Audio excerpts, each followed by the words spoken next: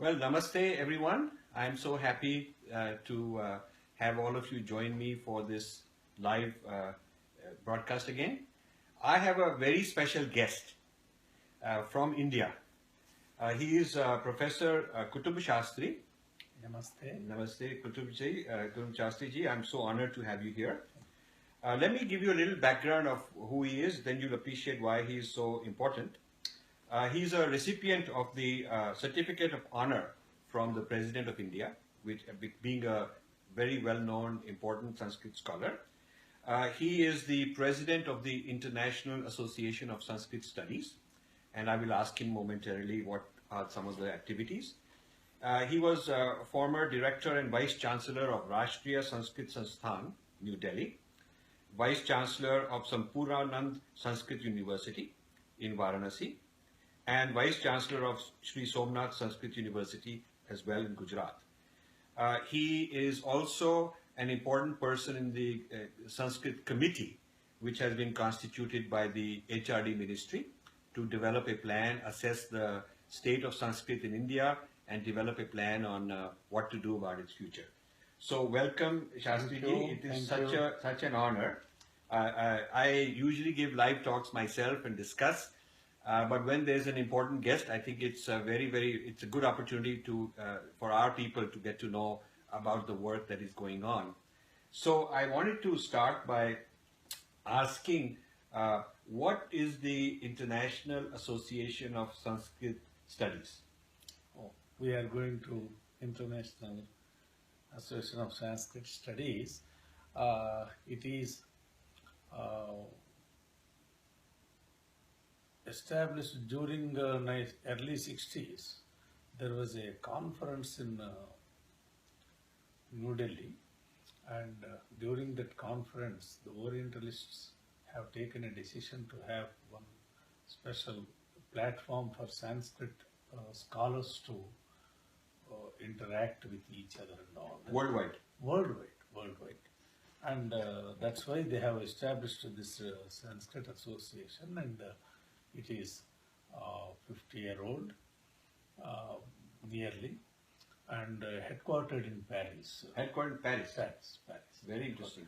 Headquarters in the sense, it is a organization because Sanskrit is there in most of the nations in whatever way, in whatever level it is.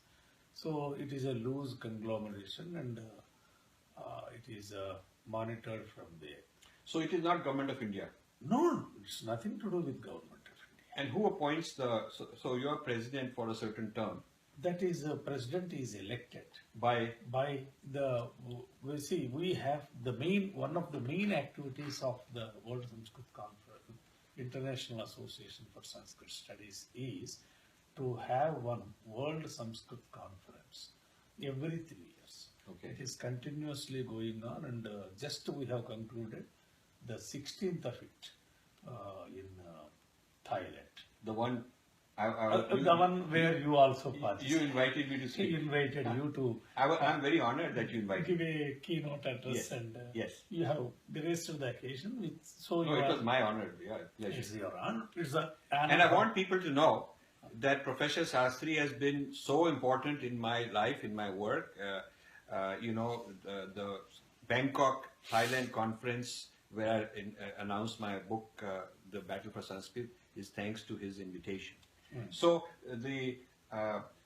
before you became president, were there Indian presidents or Westerners or both? No, actually by constitution, the president of International Association of Sanskrit Studies is always from India. Oh, that's very good.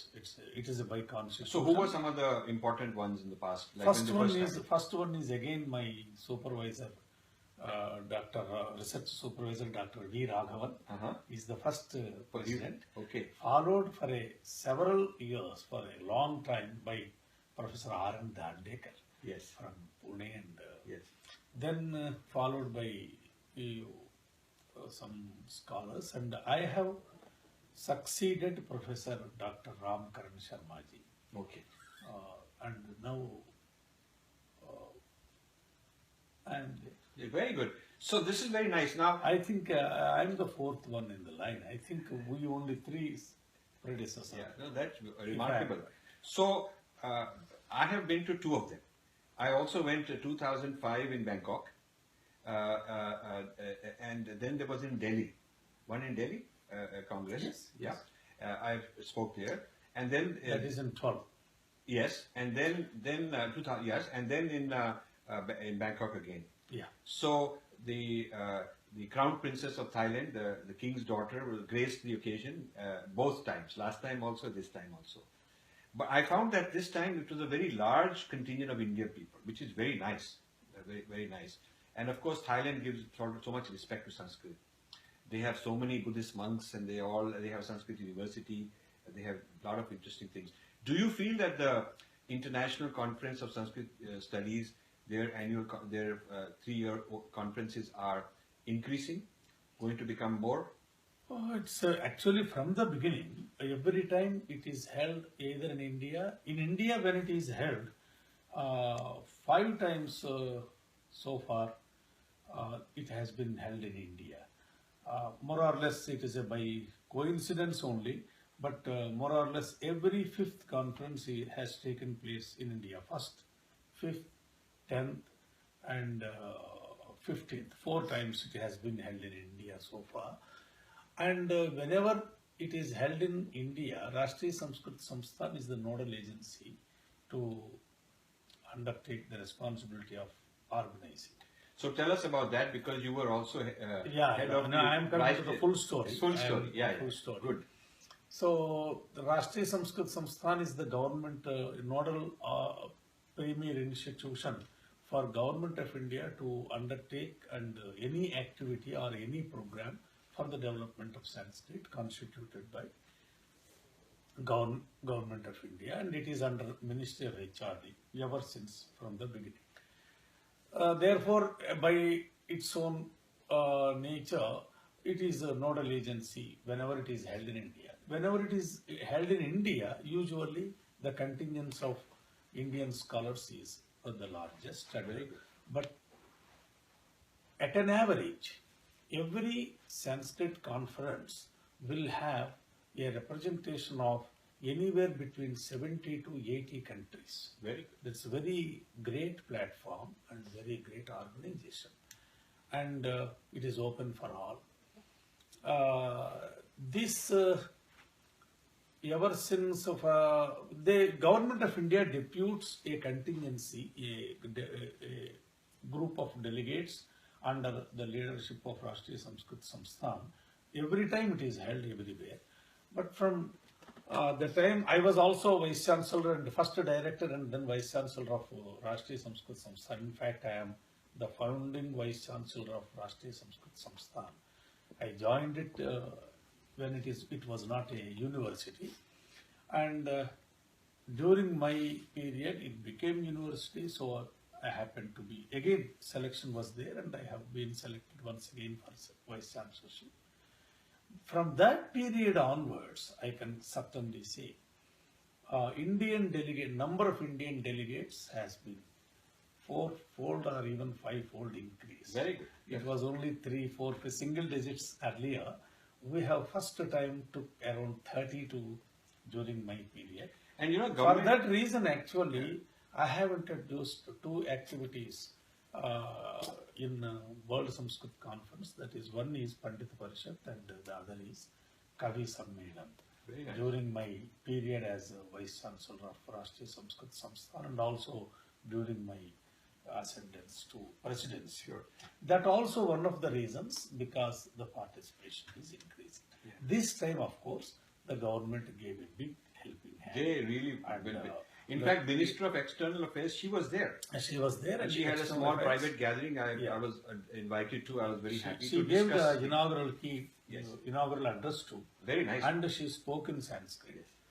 And this time, of course, they have given a lot of support, logistic support, as well as sending,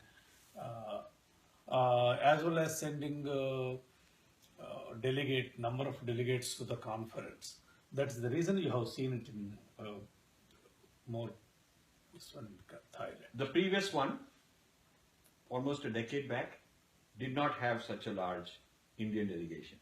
No, they use it. Because 30, 40. Yes. During my period, it is near around 30. But this time it is more. Before that, I mean, before Edinburgh conference, I think it is only 10, 12. It varies. I cannot say it on public. There are reasons, because in those days the foreign travel is also not that easy, and number of scholars were also not willing for some time, some like this. But the one that I'm talking about a decade ago, where I attended, where I also was a speaker, I remember the Indian embassy gave a reception at the end, in the final evening, and I remember asking some of the IFS officers, what is India's strategy for soft power in the ASEAN countries using Sanskrit? And they had no clue what I'm talking about, because it was all into, we're trying to be secular, we're trying to get westernized. I think the good thing is now the government has very openly decided that Sanskrit and Sanskriti and our heritage are part of our diplomacy, part of who we are. We should project it because other people respect us for that. Yeah. So this is good. There may be, that is government policy on which we don't have anything to comment. But from the beginning, it is Government of India which is responsible for establishing the International Association of Sanskrit Studies, and whatever be the government, it is the Government of India's support it has received all through its existence, from day one to this day. That is, other perceptions are slightly different. Yeah. And always it is by Ministry of External Affairs Ministry. And of course, now and then the number actually it is on various folds. The university numbers in India has increased to around 700 now. At one time when it was started, there were only 30-40 universities. So we have to see it in the context of the earlier conferences and all. So this brings me to the next topic, the Sanskrit committee, which has been commissioned by the HRD, and you are a member of that. So can you tell us about this and how it is different than the Sanskrit Commission? Because some people are mixing the two. Good. You have asked a very good question. I just say something more. Actually, Government of India has constituted first Sanskrit Commission under the chairmanship of Sunit Kumar Chatterjee in around early 50s or something. And they gave an elaborate report to Government of India, and the Government of India has implemented several of the programs that have been recommended. Later on, during 13, 14, I believe, or 12, I think, second Sanskrit Commission has been constituted, but under the chairmanship of Professor Satyavrat Shastriji, and then they have been asked to submit a report within 1 year or so. I was also on that commission as member, also one of the members of the commission. But before submitting its report and all, the time was over, and then of course a final report has already been submitted by the commission. By the commission also to the Government of India. But it is not public yet. I don't know. Okay. The commission has submitted a report to Government of India. Maybe they have exceeded their time, I believe. I don't know. Then, for the sake of implementation of concrete programs for the development of Sanskrit, a high-power committee has been constituted by Government of India, again under Ministry of HRD, under the chairmanship of Dr. N. Gopalaswamy, who was the earlier Chief Commission, Election Commissioner. Election Commissioner. I was also on that committee. We have been asked to prepare a roadmap for the development of Sanskrit in the coming 10-year period. What Government of India should do, program-wise and activity-wise. So we have taken help of both the reports available to the members of both the commissions and incorporated several suggestions, and also from our own side we added a good number of programs, and now we have submitted a action plan and roadmap. Okay. And to my firm belief, this government is taking very fast and quick steps to implement all those recommendations, and major recommendations 1, 2, 3 have been already initiated and they are taking final shape also. Very good. I'm very happy. Within months, they have been acted upon. That is the reason actually we have been given only 3 months time. To get things done, you don't give much time. 3 months time, and within 3 months, before time we have submitted our report. Very good. With various programs. I also want people to know, I'm very indebted to Sanskrit Bharati, and Shastriji is very closely associated and has helped them also. Krishna Shastri is Chammu Krishna Shastri, dear friend, both of us. He's been a champion there and very important person in my own studies and in my own when I need contacts, when I need doors opened, when I need advice. He's been there for me. Reviewed many parts of my books also and given me feedback. So I'm very happy that through these connections, my work has been able to reach where I wanted it to reach. So I want to thank you for coming, and I want to thank all the viewers for viewing this. This is very important for our culture. I will be back in a few days with my regular Facebook Live talk series on a very important and exciting topic that might surprise some of you. I will write about it on my Facebook page, the details of what I'm going to be covering in my next talk, and it will happen very soon in a few days. So thank you again. Namaskar. Namaste. Namaste. Thank you all. Thank you.